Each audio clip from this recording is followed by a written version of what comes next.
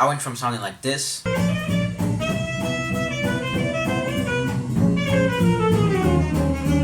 to sounding like this.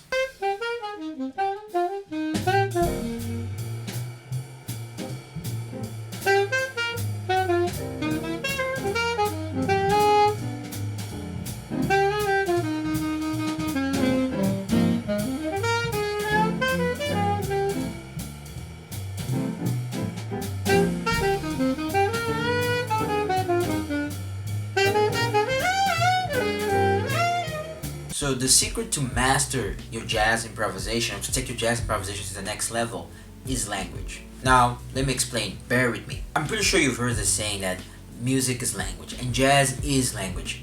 And just like you learn any other language, when you're a kid, a baby, whatever, you start to pick up words from your parents, your siblings, your surroundings, your grandparents, whatever, the people around you. They start saying words and you listen, and then you copy the words these people say.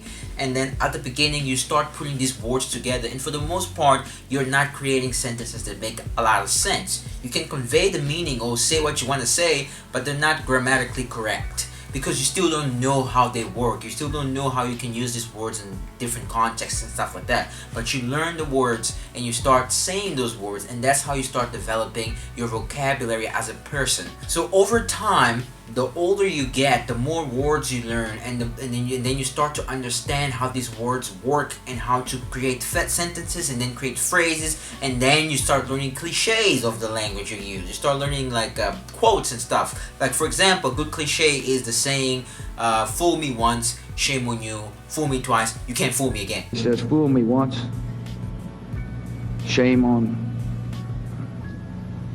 you. If fool me, we can't get fooled again.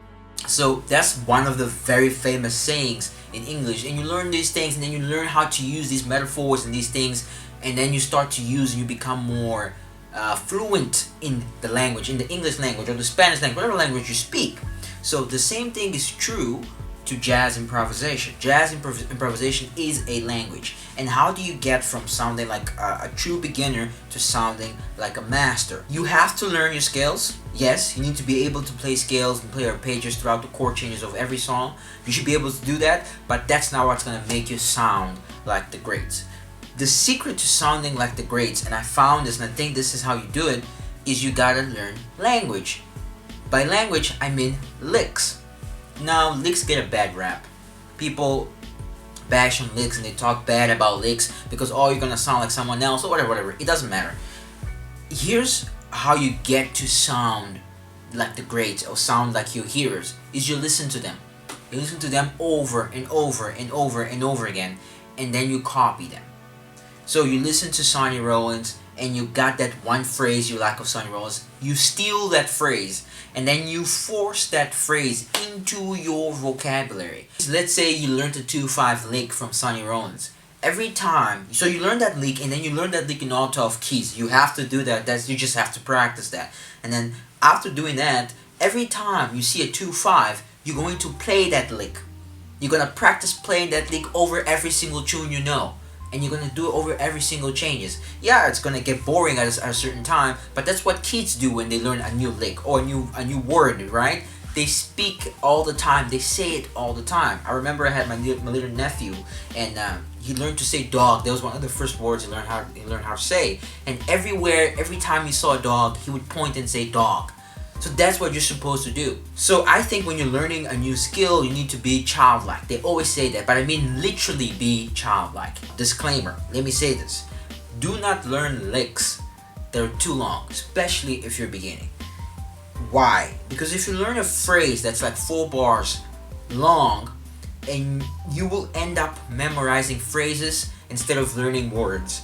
Instead of creating phrases, you're going to memorize phrases that already exist, and then you're going to start just regurgitating those phrases all the time. So what I did was I learned 1 bar licks. For instance, I would learn like 2 minor licks, 2 dominant licks, and then like 2 major licks. And then I would learn those licks, I would play them in all 12 keys, and then I would learn to play them starting on different beats.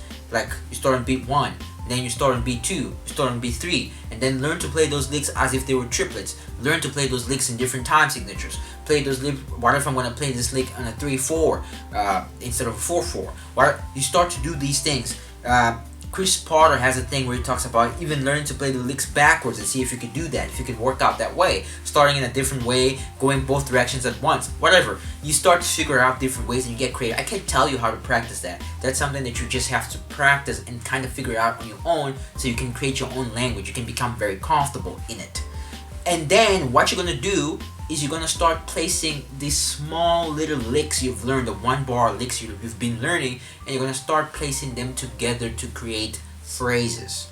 Check this out. This is Patrick Bartley. And this is Cannonball Adderley.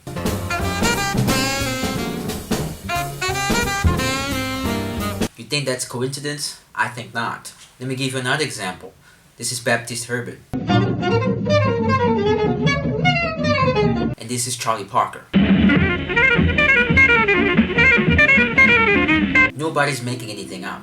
But the way you put these words together, and your tone, and your time, and your articulation, and all those things make you unique. But if you want to play jazz, you have to learn the language of jazz. And once you start learning the language of jazz, you're going to start sounding like a professional, like a pro, like a master. And people will start booking you for gigs. You're just going to get better. You're going to sound like you know what you're doing. So my advice, what I did, you do whatever you want to do, but what I did and what worked for me and what I tell the people I teach and stuff like that is you want to learn as much language, as much vocab as you can.